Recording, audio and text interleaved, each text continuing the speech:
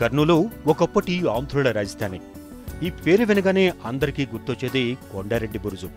రాయలసీమ ప్రజల పౌరుషాన్ని, ప్రభువుల రాజసాన్ని ఈ బురుజు కోయిలొలికిస్తోంది. రాయల నాటి రాజసాన్ని, నవాబుల తేజ వికాసాన్ని, కొండారెడ్డి విషాదాన్ని తనలో దాచుకుంది. నగరం నడిబొడ్డున కుందాగా నిలిచిన ఈ బురుజు కర్నూలు జిల్లా ఘనకీర్తికి సాక్ష్యం, చరిత్ర అధ్యయనానికి నిదర్శనం.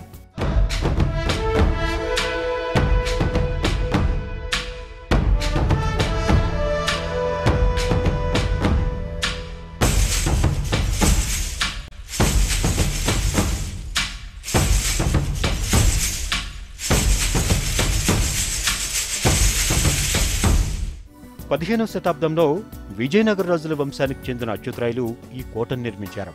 అప్పట్లో ఈ ప్రాంతం రాజులకు సామంతలుగా ఉన్న పాలెగాళ్ల ఏలుబడిలో ఉంది.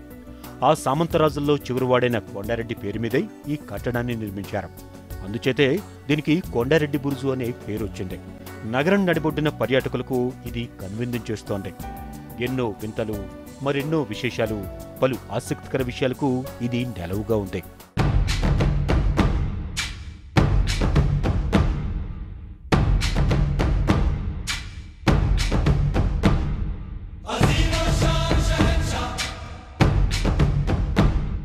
కర్నూలు నుంచి 50 కిలోమీటర్ల దూరంలో ఉన్న గద్వాల కోటకు ఈ కోట నుంచి సొరంగ మార్గం ఉన్నట్లుగా ప్రచారం ఉంది. మార్గం తుంగభద్ర నది అడుగు నుంచి వెళ్తూ నల్లా శోభనాద్రి నిర్మించిన గద్వాల కోటకు అనుసంధానంగా నిర్మించబడింది. 17వ శతాబ్దంలో ముస్లిం దురాక్రమణ దాడుల నుంచి తప్పించుకోవడానికి గద్వాల్ సంస్థానాధీశులు ఈ సొరంగ మార్గాన్ని తరచూ ఉపయోగించేవారని ప్రచారంలో ఉంది. దీని ద్వారా అప్పట్లో తెలంగాణలో ఉన్న సంస్థానాధీశులు రాయలసీమ రాజులకు మైత్రి ఉన్నట్లుగా తెలుస్తోంది.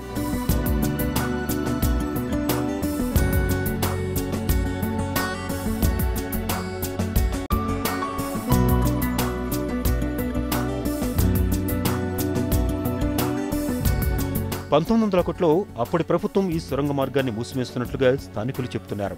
రాయలసీమ రాజస్థాన్ని తెలిపేలా ఈ కట్టడం గురించి వర్ణించడమే కాదు, ఎన్నో తెలుగు సినిమాల అఖండ విజయాలకు ఇది వేదికైంది. 100 ఏళ్ల ఖని చరిత్ర ఉన్న కొండారెడ్డి బురుజు 2009లో వచ్చిన భారీ వరదల కారణంగా పాక్షికంగా దెబ్బతింది. ఆ భయంకర పరిస్థితుల్లో వందలాది మంది ప్రజలు బురుజుపై ఉండి ప్రాణాలు కాపాడుకున్నారు. వరదల సమయంలో 15% నీటిలో మునిగినా కూడా ఏమాత్రం ఇది చెక్కు చెదరలేదు.